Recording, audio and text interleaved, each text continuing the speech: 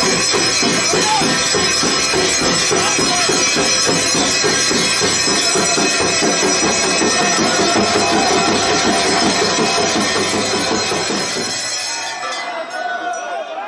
Friends, स्वागत है आपका आज के वीडियो में। आज के वीडियो में हम 12 ज्योतिर्लिंगों के दर्शन करेंगे।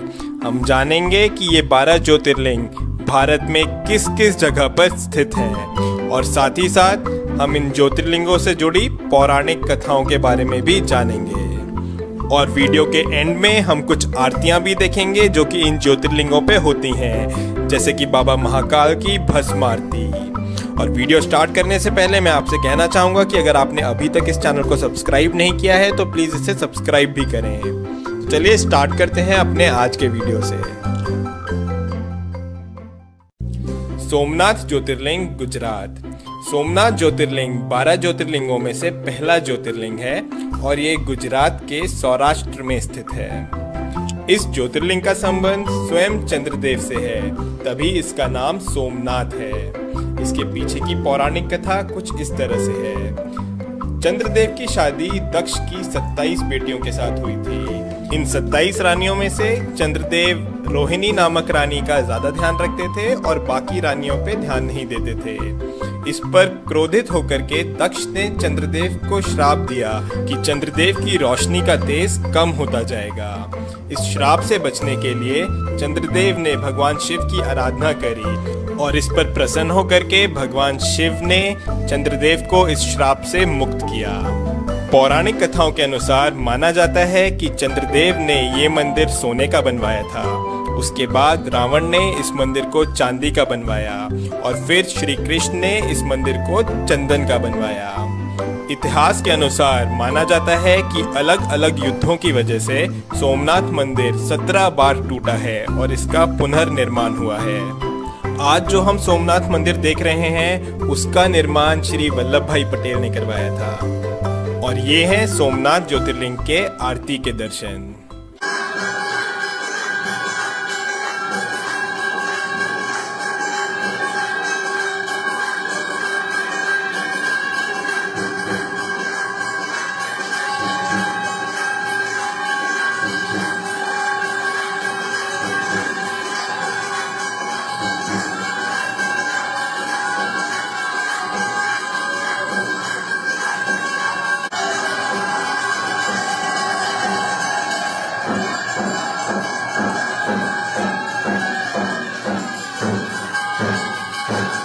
मल्लिकार्जुन ज्योतिर्लिंग, श्रीसेलम। मल्लिकार्जुन ज्योतिर्लिंग आंध्र प्रदेश में श्रीसेलम नाम की जगह में कृष्णा नदी के तट पर स्थित है। इसकी पौराणिक कथा कुछ इस तरह है। जब भगवान गणेश और भगवान कार्तिकेय की शादी की बात चल रही थी तब प्रश्न ये उठा कि किसकी शादी पहले होगी। इसका निर्णय करने के लिए भगवान शिव ने दोनों को विश्व का चक्कर लगा करके आने को कहा। इस पर भगवान कार्तिकेय अपना वाहन लेकर के निकल गए, लेकिन गणेश जी ने चतुराई दिखाई और भगवान शिव और पार्वती के ही 7 चक्कर लगा लिए। जब भगवान कार्तिकेय वापस लौटे तो उन्हें लगा कि उनके साथ छल हुआ है और वो रूठ करके कैलाश छोड़ करके क्रौंजा पर्वत पर जाकर रहने लगे। माता पार्वती के कई बार समझाने पर भी उन्होंने अपना हट नहीं छोड़ा और वो कैलाश वापस नहीं आए। तब भगवान शिव और माता पार्वती स्वयं ही कैलाश छोड़ करके श्रीसेलम में आकर के रहने लगे और इस तरह से ये प्रसिद्ध हुआ मल्लिकार्जुन ज्योतिर्लिंग के नाम से। महाकालेश्वर ज्योतिर्लिंग, उज्जैन। महाकालेश्वर ज्योतिर्लिंग उज्जैन में शिप्रा नदी के तट पर स्थित है। माना जाता है कि महाकालेश्वर ज्योतिर्लिंग स्वयंभू है, यानी कि वो खुद से यहाँ उत्पन्न हुआ है। महाकाल ज्योतिर्लिंग की विशेषता ये है कि ये एकमात्र दक्षिण मुखी ज्योतिर्लिंग है। यहाँ पर हर रोज सुबह 4 बजे भस्म आरती होती है जो कि पूरे विश्व में प्रसिद्ध है। उज्जैन के लोग महाकाल को इस नगरी का राजा मानते हैं। और ये है महाकाल बाबा की आरती के दर्शन।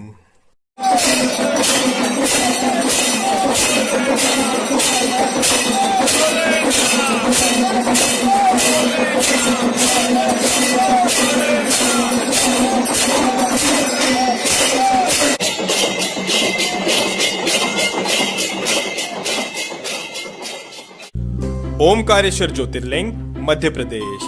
मध्य प्रदेश में महाकाल बाबा के अलावा ओमकारेश्वर ज्योतिर्लिंग भी है।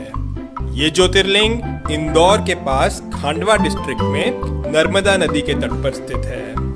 ये ज्योतिर्लिंग जिस पहाड़ पर है वो पहाड़ नर्मदा नदी के बीच एक द्वीप है। इस पहाड़ के चारों ओर नर्मदा नदी बहती है और इस वजह से ये पहाड़ ओम के आकार में है और तभी इस ज्योतिर्लिंग को ओमकारेश्वर के नाम से जाना जाता है।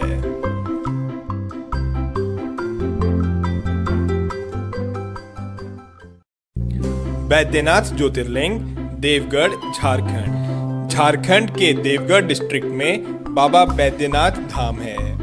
पूरे भारत में यही सिर्फ एक ऐसा मंदिर है जहां पर ज्योतिर्लिंग और शक्तिपीठ दोनों एक साथ है। बाबा बैद्यनाथ को लेकर के कई सारी पौराणिक कथाएं हैं और उनमें एक कथा ये भी है कि यही वो जगह है जहां पर रावण ने भगवान शिव को प्रसन्न करने के लिए अपने 10 सिरों का बलिदान दिया था। भगवान शंकर ने प्रसन्न होकर के रावण को दर्शन दिए और रावण का इलाज किया। तभी इस धाम को वैद्यनाथ के नाम से जाना जाता है क्योंकि भगवान शंकर ने वैद्य की तरह रावण को ठीक किया। भीमाशंकर ज्योतिर्लिंग महाराष्ट्र। भीमाशंकर ज्योतिर्लिंग महाराष्ट्र में पुणे के पास सह्याद्री हिल्स पर है। यहाँ से भीमा नदी उत्पन्न होती है। इसकी पौराणिक कथा कुछ इस तरह से है। त्रिपुरासुर नामक राक्षस इस जगह पर काफी उत्पात मचा रहा था। उसको खत्म करने के लिए भगवान शिव खुद यहाँ पर आए और उससे युद्ध किया और उसको खत्म किया। युद्ध के बाद भगवान शिव काफी थक गए थे और यहाँ पर बैठ करके उन्होंने आराम किया और माना जाता है कि भीमा नदी उनके पसीने से निकलने वाले जल से उत्पन्न हुई। इसके बाद वहाँ के लोगों ने भगवान शिव से प्रार्थना करी कि वो यहीं पर ही बस जाएं, तो भगवान शिव प्रसन्न होकर के यहाँ पर हमेशा के लिए भीमाशंकर ज्योतिर्लिंग के रूप में स्थापित हो गए। रामेश्वर ज्योतिर्लिंग तमिलनाडु। रामेश्वर ज्योतिर्लिंग तमिलनाडु में रामनाथ नाम की जगह पर है। ये 12 ज्योतिर्लिंगों में से एक ज्योतिर्लिंग तो है ही, साथ ही साथ ये हिंदू धर्म के अनुसार 4 धामों में से एक धाम भी है। रामेश्वर ज्योतिर्लिंग की स्थापना स्वयं श्री राम ने करी थी। लंका तक जाने के लिए समुद्र पार करने से पहले श्री राम ने स्वयं इस शिवलिंग की स्थापना करी थी, तभी इसको रामेश्वर नाम से जाना जाता है।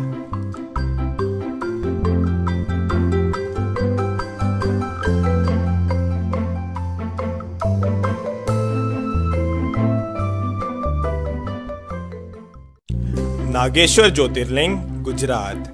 गुजरात में सोमनाथ बाबा के अलावा नागेश्वर ज्योतिर्लिंग भी है।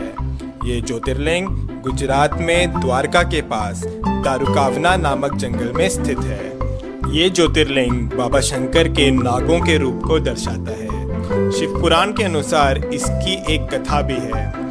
माना जाता है कि यहाँ पर एक राक्षस का जोड़ा रहता था जिसका नाम था दारुका और दारुकी। दारुकी माता पार्वती की भक्त थी और उसे माता पार्वती से वरदान भी मिला हुआ था, लेकिन दारुका वो यहाँ पे काफी उत्पात मचाने लगा और यहाँ के लोगों को परेशान करने लगा।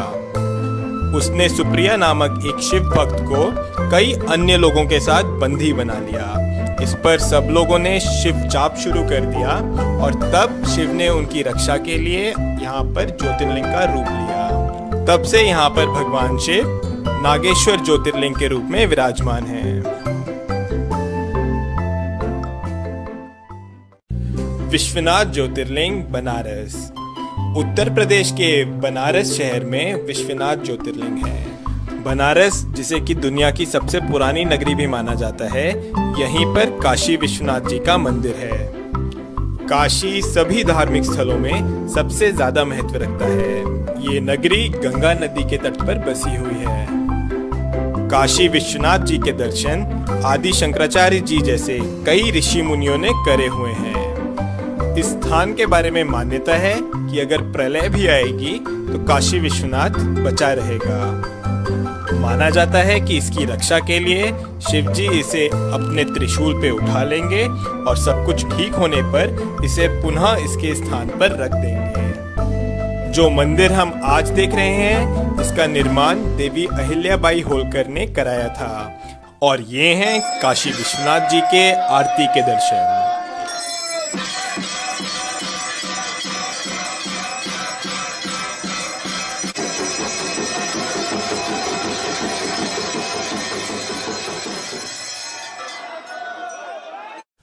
त्र्यंबकेश्वर ज्योतिर्लिंग नासिक। महाराष्ट्र में नासिक के पास त्र्यंबकेश्वर ज्योतिर्लिंग है। ये ज्योतिर्लिंग ब्रह्मगिरी पर्वत के पास है और ब्रह्मगिरी पर्वत से गोदावरी नदी उत्पन्न होती है। माना जाता है कि गौतम ऋषि और गोदावरी नदी के आग्रह करने पर भगवान शिव ने यहाँ पर ज्योतिर्लिंग का रूप लिया।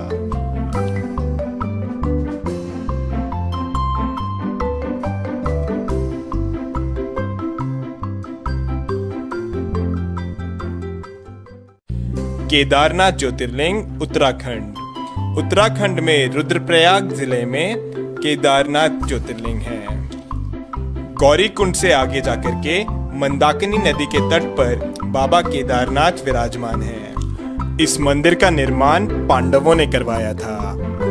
महाभारत के युद्ध के पश्चात पांडव अपने भाइयों की हत्या के पाप से मुक्त होना चाहते थे, इसलिए वो भगवान शंकर के दर्शन चाहते थे। पर भगवान शिव उनसे रुष्ट थे, इसलिए उन्हें दर्शन नहीं देना चाह रहे थे और इसलिए भगवान शिव बैल का रूप धारण करके केदारनाथ पहुंच गए।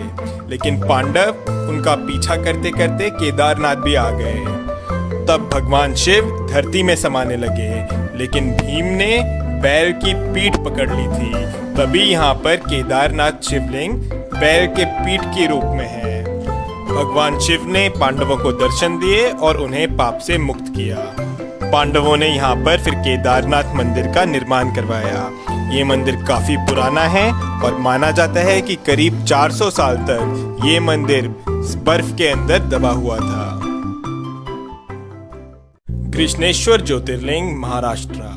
महाराष्ट्र में औरंगाबाद के पास एलोरा केव्स हैं और इन्हीं एलोरा केव्स के पास में है कृष्णेश्वर ज्योतिर्लिंग।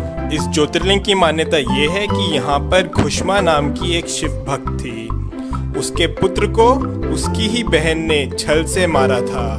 अपनी भक्त पर इस तरह के अन्याय को देख भगवान शिव यहाँ पर प्रकट हुए और घुष्मा को दर्शन दिए और इसके बाद भगवान शिव यहाँ पर ज्योतिर्लिंग के रूप में स्थापित हो गए। तो ये हैं हमारे 12 ज्योतिर्लिंग। सौराष्ट्र सोमनाथम च श्रीशैले मल्लिकार्जुनम, उज्जैन्याम महाकालम ओमकारम अमलेश्वरम, परल्याम वैद्यनाथम च डाकन्याम भीमशंकरम, सेतुबंदे तु रामेशम नागेशम दारुकावने, वाराणस्याम तु विश्वेशम त्र्यंबकम गौतमी तटे, हिमालय तु केदारम घुष्मेशम च शिवालय। ओम नमः शिवाय। और ये हैं कुछ वीडियोस जो यहाँ की आरतियों की हैं।